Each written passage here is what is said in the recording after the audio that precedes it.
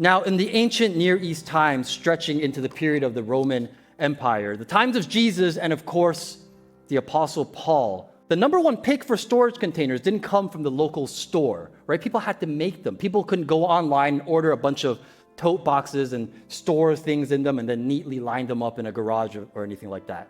Raw materials that people possessed that needed to be stored, such as grain, oils, produce, sometimes even the coins they had, things that were necessary for their survival. They were put into these clay jars, right? Raw clay was taken, it was meticulously shaped, and then it was baked at high temperatures, ensuring that they were airtight and sealed so that they could preserve whatever was inside. Now, were these jars particularly visually stunning? Were they these amazing works of art?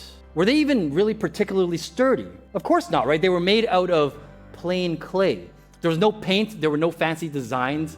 At most, sometimes there was maybe an emblem or a name of some sort just carved in to use as a label. There was nothing really special about these jars whatsoever. But inside, hidden from the external world, hidden from the things that were happening on the outside, was this treasure. These treasures the people needed for their survival.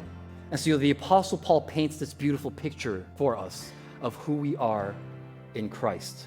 In 2 Corinthians chapter 4, verses 7, the Apostle Paul says, "But we have this treasure in jars of clay, to show that the surpassing power belongs to God and not to us." What matters, he's saying, is not how things appear on the outside or the fact that bad things can happen to us in life. But what matters is this treasure, this thing we need to hold on to for dear life that's inside, this treasure that is Jesus inside our hearts, giving us life, power, and most importantly, that it's all from God.